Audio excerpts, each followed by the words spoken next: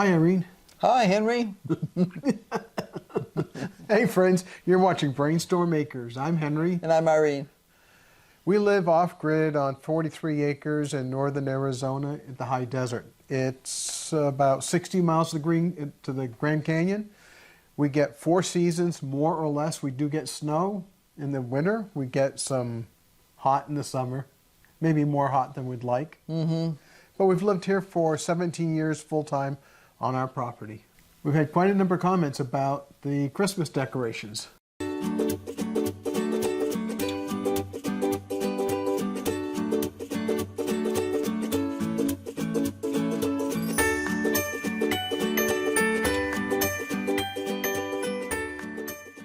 Christmas has always been one of my favorite things. I started my Christmas ornament collection when I was in high school. Found a few ornaments that I really liked and bought them with my own pennies that I saved up. And they were mine. And I kept them. Still have them. Actually, they're not on the tree this year, but I have a collection of gold-colored filigree ornaments that I picked up over the years, and I still always watch for them. We actually have 2 on the tree this year. The tiny ones, yep, yeah. Small the ones. tiny ones. I haven't seen very many in the last few years. They sort of disappeared about 10 years ago, mostly. But I still watch, because once in a rare while you'll find one someplace random, usually. I guess they fell out of fashion. Could be. I don't know. Maybe the company that broke them, was making them broke their press or something, and because it's all metal press stuff. It's metal press work. So, Yeah, it's terrible knowing how this stuff is made. Yeah. Oh well. Yeah, we have a lot more ornaments for a tree than what we've actually put up. We have a fair number on the tree this year. Yeah, we could probably easily decorate 2 more trees without stretching it. At least. At least. They'd need to be bigger trees because some of the ornaments are extremely large. Yeah. Some of our ornaments are in the original boxes from, I would guess, the late 40s or early 50s. Right, the ones that came from my folks. And, well, the ornaments we bought the first year we were married are still in their original boxes, too. And that's only years old. Yes. And we have lots of ornaments that have been gifts over the years because people know that we like ornaments. And anytime we go someplace and there's a Christmas tree shop, I always zoom in to see if there's something new and cool that I can't live without. We got a really special ornament from my parents a number of years ago when they went to visit the area of Mount St. Helens, and they picked up a Christmas ornament that was made with glass made from Mount St. Helens, yeah. From the sand from Mount St. Helens, or the ash, I guess. Yeah. So we have all kinds of stuff like that, things that we collected on trips. There's a couple things like this one ornament over there that's, it was sold as a keychain. But I took the keychain part off of it, and I use it as a Christmas ornament because it's a star, and it's got fringe down below it, so it looks kind of like a shooting star, and I just think it looks cool on the Christmas tree. We have some other interesting ornaments that we've already shown, but we'll show again later in another show. We have a reindeer over on top of our china cabinet. Right, that was a gift from Laura like 9 zillion years ago. It probably actually says on the tag what year it was. A reindeer, yeah, because basically it's a warning again about excessive consumption of alcohol because, you want to be there for the next Christmas.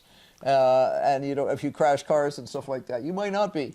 Well, it's actually made with a beer bottle. It's made with a beer bottle, yeah. There's a fabulous head on it. Yep. And there's handmade stuff, and there's stuff we've picked up, and there's 3 little Scandinavian elves that go up there every year. Yeah, there's just an odd collection of bits and pieces of stuff that, some of the stuff I don't even remember where I got it, but I got it, and I have it. So it's kind of like old home week when you drag everything out. We usually get something new every year. Haven't gotten any new ornaments this year. Got a new wooden tree last Christmas.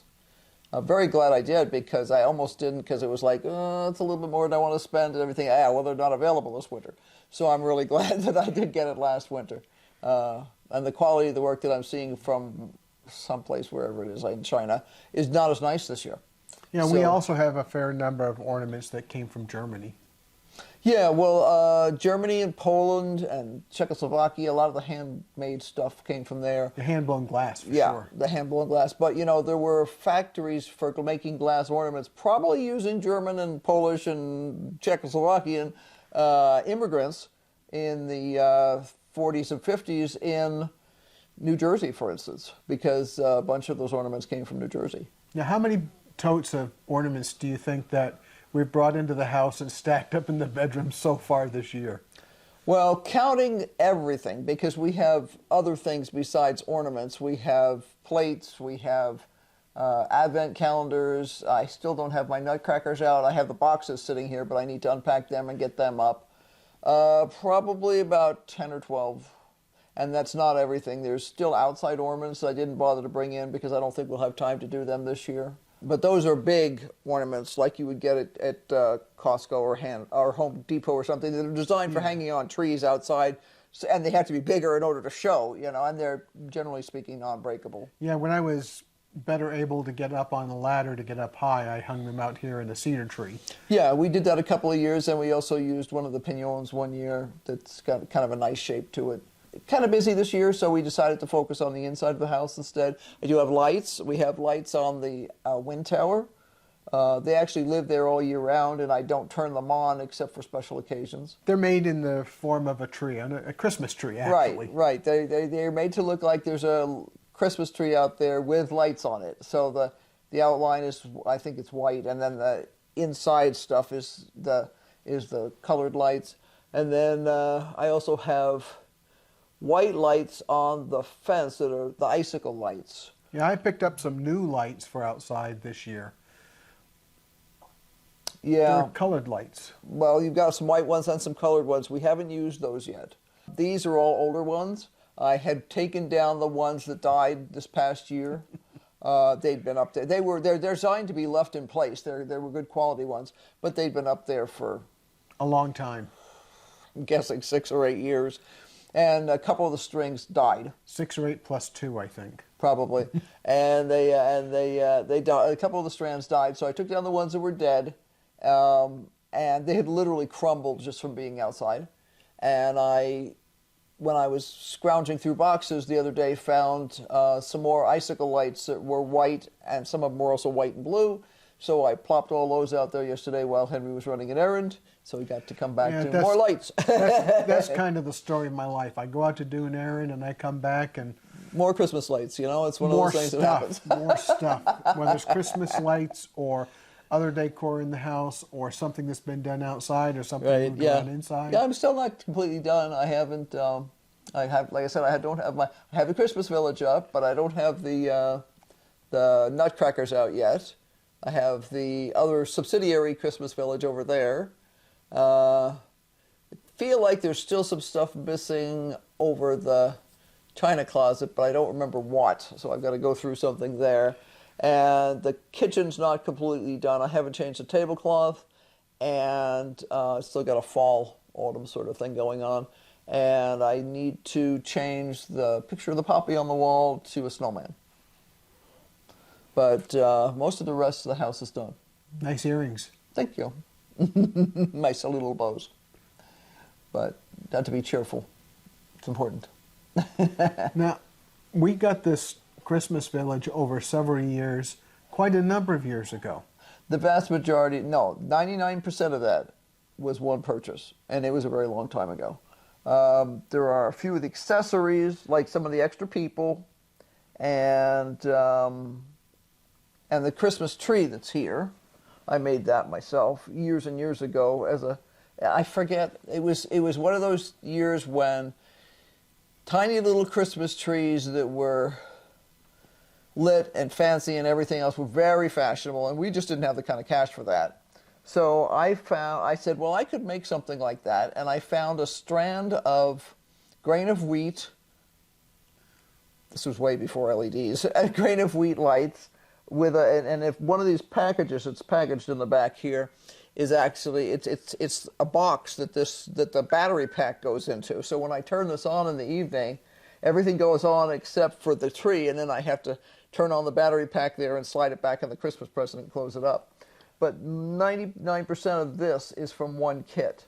We found a very cool village somewhere. I don't even remember where. And that was a long time ago. Oh, yeah. More than 20 years ago. It was a very long time ago. And then all these buildings are from the same kit. The one that the subsidiary village over there is a separate one. And I had planned this year to go on a quest to find the same scale. I have the information in my phone, but I just haven't had the time to even go look to see if I could find any more pieces, because my goal had been to try and find a couple more pieces that would fit in, just for fun. But some people fell down. We joked towards the end, Issa's not allowed up here. She's never supposed to be on the sideboard. And usually she does pretty good. Once in a while she'll sneak through. But usually towards the end of Christmas, we joke the fact that Godzilla has come through the village, because she'll come through and the people are all knocked down. She did steal a snowman off the tree last night when I was watering. I've actually bumped it and it fell off the tree. It's a little yarn snowman. And she saw it hit the ground, and she grabbed that and zoomed. I had to climb under the dining room table to get it back from her. Her favorite sport is to steal Christmas ornaments. You know, you'll come back from shopping or something, and there'll be a Christmas ornament in the kitchen on the floor, and you're like, okay. But the ones at the bottom that are easily reachable are all pretty sturdy. They're yarn, or they're mostly homemade ornaments or plastic ones that are not breakable. So I don't worry about it. I mean, usually we break a couple of ornaments every year, just because it happens, you know. And I just don't worry about that. That's kind of the last thing on my list. It's kind of like, remember the comedian in the Boston area who used to do the routine about having special china. and sterling place sits and stuff like that? It was too good for the family. You could only use it when there was company. And I always thought that was the biggest piece of BS ever. So when our kids were growing up, special events, a birthday, obviously Christmas, Easter, Thanksgiving, but other special events, and sometimes just a nice meal where you've really planned it out ahead and you were able to get some specific meat or fish or something that was special and extra veggies, and you do a sit-down dinner. Yeah, my mother also had the philosophy quite a number of years ago of, it makes no sense to have it sitting in the closet. Mm-hmm. We might as well bring it out and use it. And I remember, gosh, even when I was in high school, that she would serve tea in the sitting room on her fine china. Mm-hmm. Why because not? That's what was done. It was supposed to be used, and the whole concept of using it like 3 times a year. I just thought that was the dumbest thing. When I actually did acquire nice china, and I actually own my mom's now, you know, why would I want to just let it sit in there and collect dust? I mean, it's in a china closet, but it still gets dusty. You still have to dust it off. We have a good number of different patterns of glass plates, porcelain plates, other kinds bone of plates. china, the whole thing. And we use them. Yeah, on a regular basis. I mean, you know, like when it's just Henry and I doing nothing in particular and grabbing a hot dog, we don't bother. But oh, wait a second. That was our snowflake plates. What do you mean something special? Yes, it was the snowflake plates. But I mean, we wouldn't drag out the Prince Albert, or we wouldn't drag out one of the other fancy ones, because a lot of those need to be washed by hand. Mm-hmm. So you do have to plan ahead to wash those by hand. You don't just toss them in the dishwasher. And obviously the sterling needs to be washed by hand, because you don't stick that in the dishwasher either. But, you know, we use it because we enjoy it. And it makes any day of the week kind of special to sit down. We used it for Thanksgiving, and we'll use it again for Christmas. And every once in a while in between times when we have just a nice sit-down dinner.